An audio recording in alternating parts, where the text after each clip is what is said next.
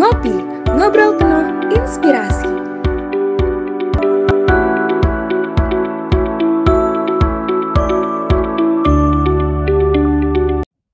Halo Sobat Ngulik, di malam minggu yang syahdu ini tentunya bakalan lebih seru kalau kalian dengerin Ngopi Podcast, ngobrol penuh inspirasi. Bareng aku Yuma dan rekan aku Akbar. Dan di episode Ngopi Podcast kali ini kita bakalan bahas topik yang gak kalah seru dari minggu kemarin nih. Kita bakalan bahas apaan nih, Bar? Nah, buat topik kali ini kita bakal bahas tentang serunya menjadi travel blogger, hobi yang menghasilkan. Wah, seru banget ya topik kita malam hari ini. Dan tentunya kita bakalan ngobrol-ngobrol topik ini bareng narasumber yang kece banget nih. Ada seorang travel blogger yang tentunya udah traveling kemana-mana nih. Mulai dari Candi Borobudur di Magelang sampai Angkor Wat Temple di Kamboja nih. Langsung aja kita sapa narasumber kece kita malam hari ini. Halo Katari. Halo Yoma dan Akbar. Halo Sobat Ngulik. Halo, gimana nih Katari kabarnya? Kabarnya baik, alhamdulillah. Pandemi ini belum kelar juga sih, jadi belum bisa traveling kemana-mana. Jadi stay at home is a good idea emang. Iya. Katari udah siap nih Kak buat ngobrol-ngobrol bareng Sobat Ngulik semuanya? Udah siap banget. Oke, langsung aja boleh mungkin aku lanjut ke pertanyaan pertama ya Kak. Boleh nih Katari mungkin cerita educational background Katari dan karir tuh sekarang lagi sibuk ngapain aja sama sedikit personal life nih Kak mungkin. Personal life sedikit ya. Oke, anyway, hai semuanya, hai Sobat Ngulik. Halo Yoma dan Akbar, perkenalkan aku Astari, biasa disapa Tari. Aku lahir dan besar di Palembang dan kemudian melanjutkan studi di Institut Pertanian Bogor, program diploma. Jurusannya sekarang udah ganti nama nih kebetulan, karena dulu jurusannya itu panjang banget namanya. Perencanaan dan pengendalian produksi manufaktur barang dan jasa. Kemudian ketika aku udah wisuda, nama jurusannya diganti nih lebih singkat, lebih on point, namanya manajemen industri. Aku angkatan 47, jadi nggak beda jauh nih kita, kayak cuman ya berapa tahun doang lah ya bedanya. Kemudian kesibukan aku sekarang, aku masih menjadi content creator, travel and lifestyle blogger juga. Kemudian aku juga kerja di salah satu startup yang ada di Jakarta. Seperti itu. Wah, keren banget nih. Berarti dari melihatnya ini alumni juga nih berarti nih kakak kita nih. Oke, tapi nggak beda jauh berarti ya Kak? Iya, nggak beda jauh. Oke, mungkin ke pertanyaan selanjutnya aja kali ya. Mau nanya nih, dari Katanya sendiri, mau tahu dong gimana sih awal mula Katari bisa terjun nih ke dalam karir sebagai travel blogger. Mungkin cita-cita dari dulu juga kali nih, kalau boleh tahu gimana tuh Kak? Jadi kalau misalkan cerita flashback lagi gitu, kebetulan aku kan lahir di keluarga yang emang demen banget jalan-jalan nih. Jadi aku tinggal di Palembang, tapi kampung halaman ibuku itu di Sumatera Barat, Bukit Tinggi. Jadi ketika aku kecil emang sering diajak road trip, dan ayahku itu mewajibkan anak-anaknya nih untuk nulis cerita perjalanan ketika kita kelar mudik. Ketika kita udah kelar nulis cerita perjalanan, nanti bakal dikasih uang sama ayahku gitu. Mungkin dari situ kali ya, demen banget nulis. Kemudian ketika udah lulus dari diploma IPB, di saat teman-teman cari pekerjaan, aku pun juga mencari pekerjaan, tapi memang tidak seantusias teman-teman yang lain, karena memang passionnya tuh emang suka banget jalan-jalan. Sampai akhirnya aku mengikuti sebuah kompetisi, waktu itu dicari 3 penulis dan 3 fotografer untuk diberangkatkan ke Nusa Tenggara Timur, road trip gitu. Jadi dari Kupang sampai dengan ke Labuan Bajo waktu itu. Dan kebetulan aku menang nih, jadi salah satu finalis dan satu-satunya wanita yang paling muda waktu itu untuk ikut ekspedisi Copa de Flores waktu itu di Labuan Bajo. Nah dari situ, karena ngelihat teman-teman penulis lainnya udah punya blog segala macam, aku mulai serius nih nulis blog yang langsung ambil niche-nya travel blog gitu. Padahal dulu zaman SMA cuman kayak anak SMA dulu kan nulis blog tuh lebih kayak diary gitu loh, personal life banget gitu kan. Nah ketika tahun 2014 itu udah mulai serius untuk nulis tentang travel dan kuliner pada saat itu. Habis dari situ ngelihat, wah ini kayaknya aku harus ada ciri khas dan gimana caranya supaya blogku itu bisa masuk ke dalam top 100 travel blogger yang ada di Indonesia gitu kan. Sampai akhirnya alhamdulillah udah masuk, udah mulai konsisten ngeblog segala macam, mulailah tawaran kerjasama berdatangan gitu. Wah, keren banget ya. Ini mulai dari latar belakang keluarga yang suka jalan-jalan, terus habis itu jadi passion, akhirnya ikut perlombaan dan jadi 100 blogger terbaik ya, Kak. Alhamdulillah. Yang mau aku tanyain nih, Kak, kalau jadi travel blogger itu sebenarnya role dan tanggung jawabnya itu seperti apa sih, Kak? Terus tantangan di profesi Kakak sebagai travel blogger ini seperti apa, Kak? Banyak banget sih yang bilang enak banget nih kerjaannya, hobi yang dibayar. Alhamdulillah banget kesampean gitu kan. Dari yang mulai awalnya cuman tulis-tulis biasa doang, terus menang, terus ditawarin berbagai kerja sama gitu kan.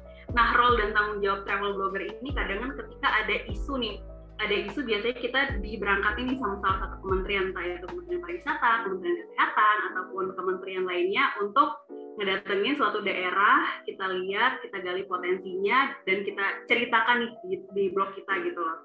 Sampai akhirnya nanti bakalan ada poin-poin baru nih yang dilihat orang, oh ternyata misalkan nih, Batam tuh nggak hanya deket sama Singapura loh, tapi di Batam tuh juga ada pulau terbelakang, maksudnya pulau yang emang jarang dikunjungin, tapi itu bagus gitu loh.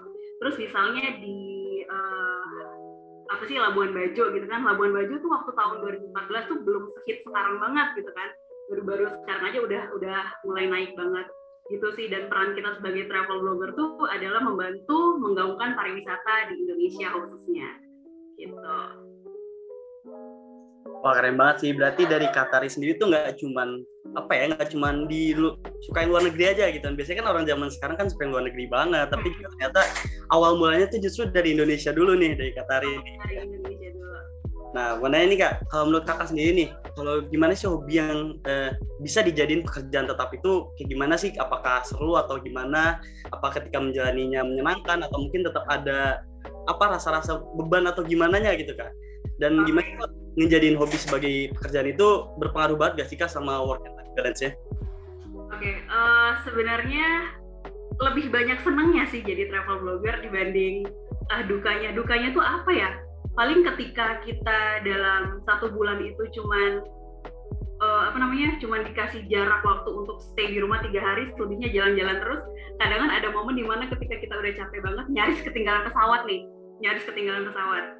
Jadi kalau misalnya dukanya sendiri itu, aku tuh waktu itu pernah punya pengalaman salah masuk ke dalam pesawat.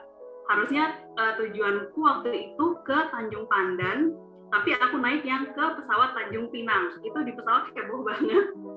Sampai di videoin sama orang-orang, wah ini salah pesawat segala macam. Karena emang kayak udah capek gitu kan, Tapi habis dari situ ya udah, mungkin memang butuh istirahat aja gitu kan.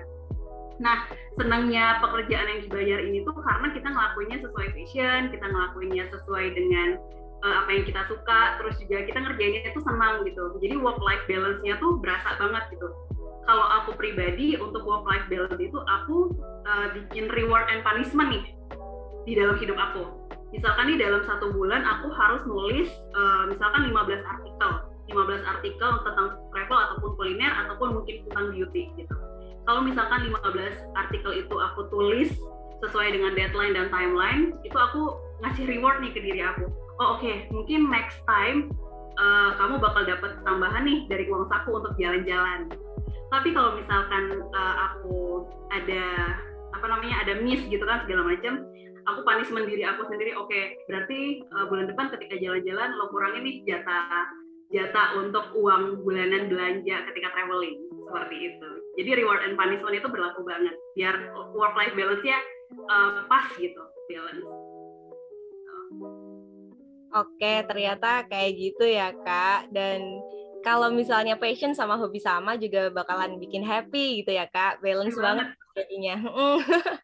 Walaupun meskipun kadang kalau traveling itu kan capek ya Kak, tetap harus maintain diri sendiri dengan reward and punishment yang Kak Tari bilang tadi. Nah, seperti yang kita tahu nih Kak, sekarang tuh kan lagi pandemi ya Kak, jadinya tuh agak sedikit susah nih kalau kita mau melakukan perjalanan wisata seperti sebelumnya nih. Apalagi sekarang ada kayak aturan baru dari pemerintah ya kan Kak, kayak PPKM gitu. Nah, terkait dengan profesi Kakak nih sebagai travel blogger, perubahan apa aja sih yang udah Kakak lakukan untuk menyikapi kondisi yang kayak gini nih Kak?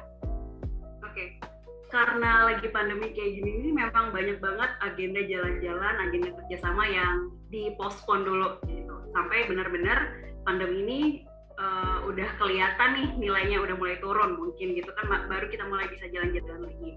Tapi perubahan yang bisa kita lakuin sebagai travel blogger ini, banyak juga teman-temanku tuh sekarang tuh lebih sering kita nulis artikel tentang gimana sih prosedur untuk perjalanan nih ke luar kota, entah dari Jawa ke Bali ataupun dari Sumatera ke Bali ataupun dari Kalimantan gitu kan. Karena memang ketika pemerintah udah bikin info gitu kan, udah bikin info tentang peraturan perjalanan, tetapi sometimes tuh banyak juga masyarakat yang belum tahu gitu loh. Jadi peran kita sebagai travel blogger yaitu kita bantu pemerintah untuk sharing informasinya, sharing informasi tentang peraturan perjalanan, PPKM segala macam gitu. Dan untuk konten sendiri, kadang kita itu sekarang lebih sering selain sharing yang tentang peraturan untuk dari pemerintah itu ke masyarakat, kita juga sering ngadain kayak konten IG live gitu buat sharing-sharing nih kan, karena kita udah lama banget nggak jalan-jalan, biasanya cerita tentang flashback lagi gitu bareng teman-teman travel blogger juga gitu. Oke, keren banget tuh guys. Berarti walaupun di PPKM gini bukan berarti nggak produktif ya, walaupun nggak bisa jalan-jalan, kita masih tetap bisa cerita-cerita nih pengalaman-pengalaman kita, atau mungkin bikin konten-konten lain juga nih yang nggak kalah asiknya. Iya, bahkan bisa wisata virtual juga sekarang gitu kan. Keren banget nih berarti nih. Nah mungkin mau nanya nih Kak, kan Kakak udah cukup lama juga nih mungkin ya untuk jadi travel blogger nih. Nah boleh dong diceritain nih buat ke Sobat Ngulik juga, pengalaman apa sih yang paling berkesan yang pernah dialami Kakak mungkin selama menjadi travel blogger? Oke, aku tuh mulai serius banget untuk nulis travel blog itu tahun 2014 setelah menang kompetisi menulis ekspedisi Copa de Flores waktu itu. Kemudian dari situ banyak banget berdatangan nih kerjasama dari brand maupun agensi maupun kementerian yang ada di Indonesia. Yang paling berkesan banget itu adalah ketika aku bisa ikutan ekspedisi Nusantara Jaya. Waktu itu kita kurang lebih 100 pemuda dari seluruh kampus di Indonesia. Waktu itu kebetulan aku udah lulus dari IPB dan aku melanjutkan kuliah lagi di sebuah kampus swasta di Jakarta.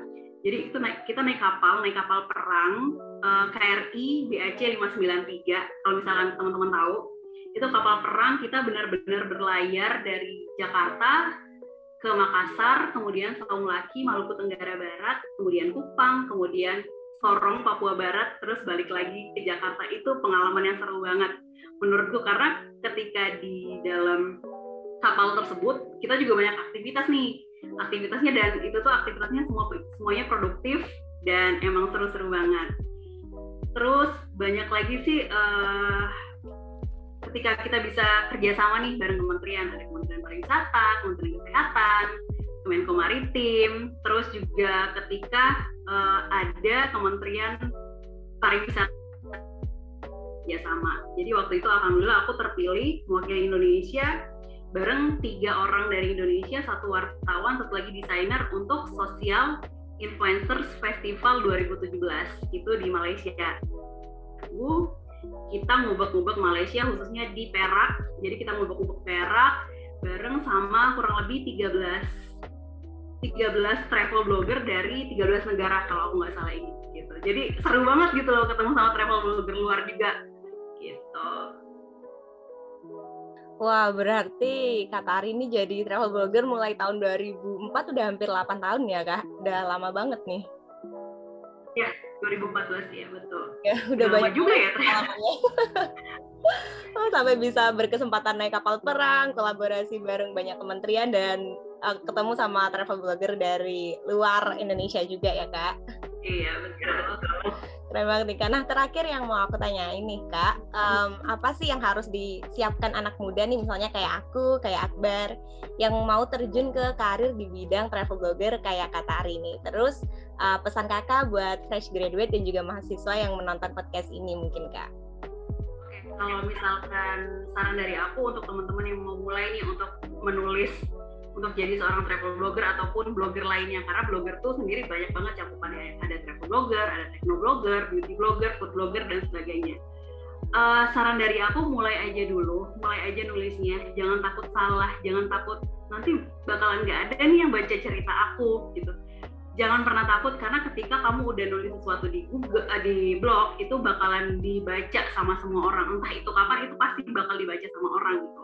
Bahkan tulisan lamaku yang udah aku tulis lama banget itu masih banyak banget yang bacanya sampai sekarang gitu kan. Kemudian pesan buat teman-teman yang mau yang fresh graduate nih gitu. Pertama adalah gigi gitu. Gigi, be strong, be confident, dan be yourself. Karena apalagi kita lulusan Institut Pertanian Bogor, kita harus percaya diri, kita bawa alma mater yang kece banget gitu loh di pundak kita gitu kan. Terus juga konsisten, itu hal penting, dan yang paling penting adalah lakukan apa yang kamu suka ketika kerja gitu loh. Jadi kamu nggak akan nyesel ataupun kamu nggak akan capek ngerjainnya gitu loh. Seperti itu. Wah, keren banget nih sarannya nih. Tadi kata Kak Atari juga ada beberapa pesan nih buat kita nih, buat anak-anak muda atau mungkin sobat ngulik yang nonton nih. Yang pertama tuh tadi ada gigi, dan juga jangan takut untuk melakukan sesuatu, apalagi apa yang kita suka gitu ya. Karena kita harus tahu hal positif apa yang bakal datang gitu. Jadi nggak usah takut untuk mencoba, digas dulu aja berarti ya Kak ya. Iya, digas aja dulu, karena terkenal itu tuh bukan tujuan kita sebagai travel blogger, tapi itu tuh bonus ketika orang lain, kayaknya gue pernah lihat blog lo deh, kayaknya gue pernah lihat Instagram lo deh, itu tuh bonus istilahnya kan. Karena pembaca itu tuh benar-benar bikin kita semangat untuk nulis konten lagi di blog. Gitu. Oke, tuh ada pesan lagi tuh, jangan pengen terkenal, tapi biar apa ya, memberi kemanfaatan mungkin ya untuk orang lain. Betul. Dari apa yang kita tulis juga.